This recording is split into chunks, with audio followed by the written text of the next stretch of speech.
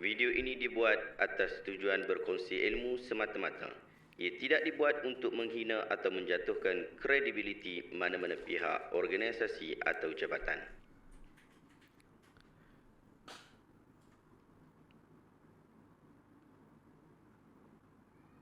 Assalamualaikum warahmatullahi wabarakatuh. Saya Syihabuddin. Terima kasih banyak kerana anda berada di channel YouTube saya dan terima kasih banyak jika anda telah tekan butang subscribe. Kalau belum tekan butang berkenaan, tekan butang itu sekarang. Jika ada video-video yang bermanfaat, insya-Allah akan ada di feed YouTube anda. Sahabat-sahabat, sebelum ini ada beberapa soalan berkaitan tentang zakat fitrah yang ditanya kepada saya dan hari ini alhamdulillah hadza min fadl rabbina kita dapat satu video yang saya diminta untuk berikan reaction berkaitan tentang zakat fitrah yang disampaikan oleh Datuk Ahmad Faisal. Jom kita tengok video berkenaan sama-sama. Pesanan kepada pembayar zakat fitrah dan juga pesanan kepada amil yang mengutip zakat fitrah. Pesan saya kepada pembayar zakat fitrah, nak bayar zakat fitrah, bayar bagi cukup-cukup. Jangan lebih, jangan kurang. Kalau kurang, zakat fitrah tak sah. Kalau lebih tu, dia ada dua kemungkinan. Kalau dia bayar zakat fitrah terus kepada penerima zakat fitrah, bukan amil, itu boleh, tidak masalah. Tapi dalam konteks zaman sekarang, orang lebih tertumpu membayar zakat fitrah kepada amil yang dilantik oleh ulil amri. Jadi kalau zakat fitrah kadarnya RM7, kira duit bagi cukup-cukup. 1, 2, 3, 4, 5, 6, 7. RM7, bagi ke amil. Inilah zakat fitrahku kerana Allah Ta'ala. Dia pun baca doa, clear. Kalau tak ada duit kecil, bagi duit RM10 kepada amil. Dan pesanan kepada amil, abang ada, inilah zakat fitrah pada bagi diriku pada tahun ini dengan nilai RM7 kerana Allah Ta'ala. Amil terima RM10 ni, RM10. Amil ambil duit RM3, bagi lebih. Hal lebih itu bagi kepada pembayar zakat fitrah. Menjadikan bayaran zakat fitrah cukup-cukup, iaitu RM7. Kepada amil, saya pesan, jangan sesekali menerima sumbangan daripada pembayar zakat fitrah. Kalau pembayar zakat fitrah kata macam ni, ni zakat fitrah saya atas nilai RM7, RM3 lebih tu saya hadiah kepada tuan. Maka jangan terima kerana hadiah itu adalah haram. Ada hadis Nabi SAW melarang amil daripada mengambil lebihan daripada zakat fitrah. Kalau dia ambil, hukumnya haram. Haram makna apa? Kalau makan adalah haram. Bayangkan kalau tiap-tiap orang bagi RM10, tiap-tiap orang lebih RM3. Kalau 10 orang dah 30, kalau 1 orang dah 300. Jangan sekali ambil kerana hukumnya adalah haram. Sebaik-baiknya kepada amil yang mengutip zakat fitrah itu, kalau pembayar zakat fitrah kata, ni duit zakat fitrah saya sebanyak nilai RM7, tak lebih saya sedekah, sebaik-baiknya ambil bagi balik kadah RM3. Saya tak boleh terima sedekah, haram bagi balik kadah aku tu. Kalau dia bertegas, nak bagi juga. Nak bagi juga. Tak, saya nak bagi juga sedekah. Kalau bertegas, tak apa. Amil sediakan satu tung ataupun balang buat macam ni. Barang ni, ambil kat dia RM10 ni, RM10. Hak RM3, hak lebih tu, ambil RM3 ni, bubuh dalam balang ni.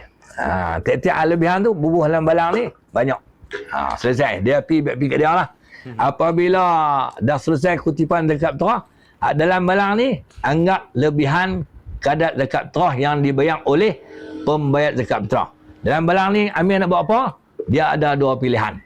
Yang pertama, kalau amil tu dia bertugas di masjid, maka dia bagi kepada masjid.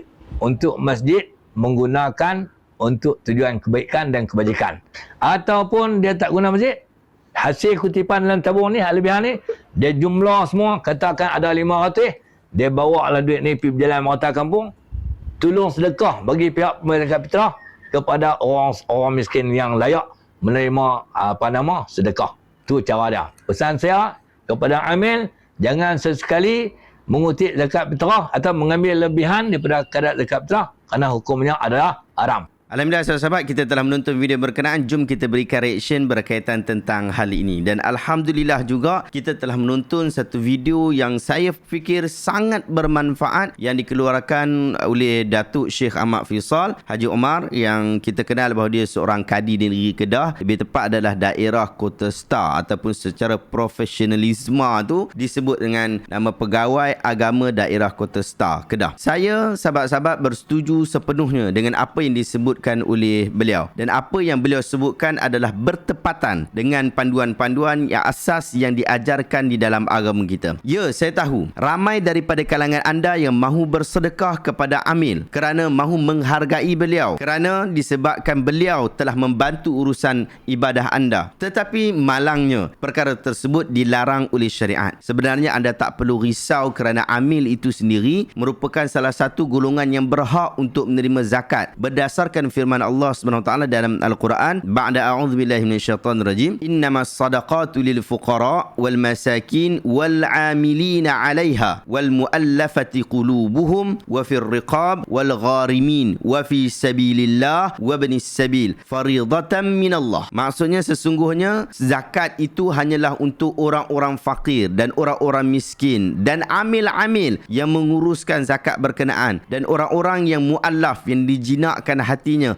dan untuk hamba-hamba yang dimerdekakan dan orang-orang yang berhutang dan untuk yang dibelanjakan atas jalan Allah fi sabilillah dan orang-orang musafir yang terputus di dalam perjalanan. Demikianlah ketetapan hukum itu sebagai satu ketetapan yang datangnya daripada Allah. Anda boleh rujuk dalam surah At-Taubah ayat 60. Jadi tak payah risau dengan kebajikan amil berkenaan. Mereka sendiri pun ada bahagian zakat yang telah diperuntukkan kepada mereka. Pihak amil sendiri dia tak boleh ambil apa-apa pun daripada apa yang orang bagi dekat dia, seperti mana yang kita tengok yang disebutkan oleh Ustaz ataupun Datuk Syekh Faisal tadi. Dia tak boleh buat kepala sendiri, dia tak boleh bagikan harta ikut kepala otak dia sendiri. Di dalam Sahih Al-Bukhari disebutkan sebuah hadis, istamala Nabi sallallahu alaihi wasallam rajulan min Bani Asad yuqalu lahu Ibnu Utaybiyah ala sadaqatin falamma qadima qala hadha lakum wa hadha uhdi li faqama an-nabiy sallallahu alaihi wasallam ala al-minbar fahamidallah wa athna alaihi thumma qala ma balul amil nab'athuhu fayati yaqulu hadha laka wa hadha li fahalla jalasa fi baiti abihi wa ummihi fayanzuru ayuhda lahu am la walladhi nafsi biyadihi la ya'ti bi syai'in illa jaa'a bihi yawmal qiyamah yahmiluhu ala raqabatihi in kana ba'iran lahu rugha'un aw baqaratan laha khuwarun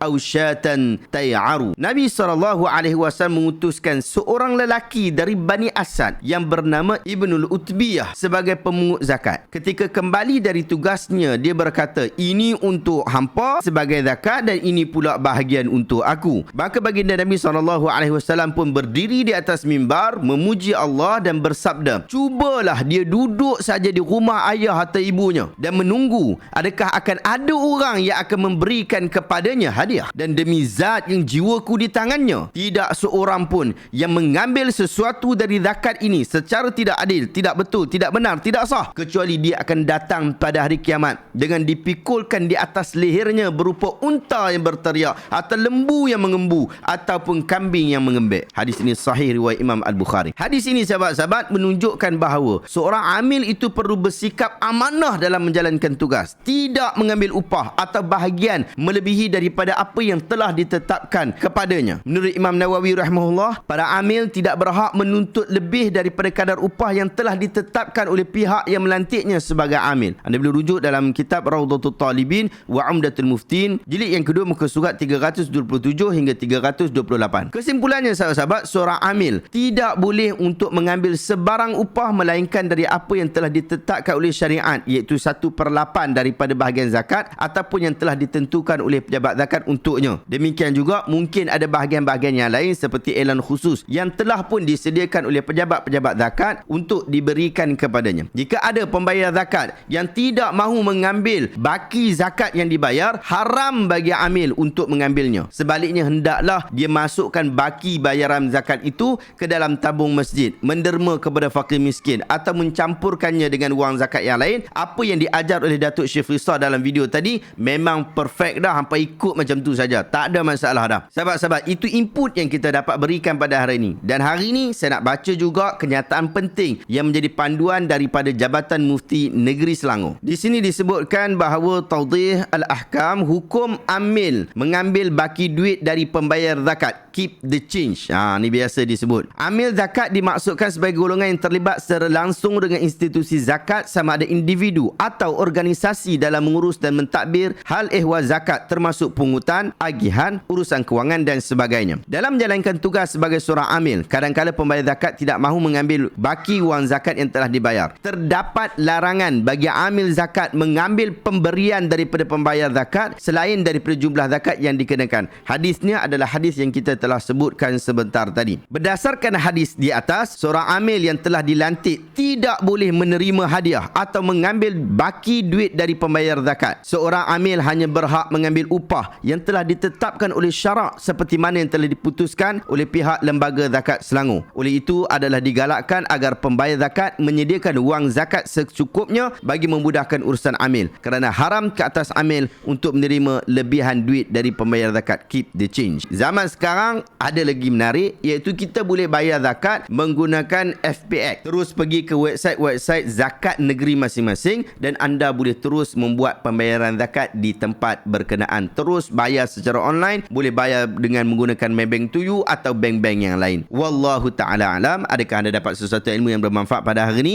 Jika anda rasa video hari ini bermanfaat, tekan butang share. Semoga orang lain juga mendapat manfaat yang sama. Dapatkan buku Hadis 40 yang disusun oleh Imam An-Nawawi rahimahullah, yang disyarahkan oleh Dr. Mustafa Dib Al-Bugha. Cadangkan anda untuk dapatkan buku ni. Saya letakkan link dia dekat description di bawah. Terima kasih banyak sahabat-sahabat. Jumpa lagi dalam video reaction seterusnya. Assalamualaikum warahmatullahi wabarakatuh.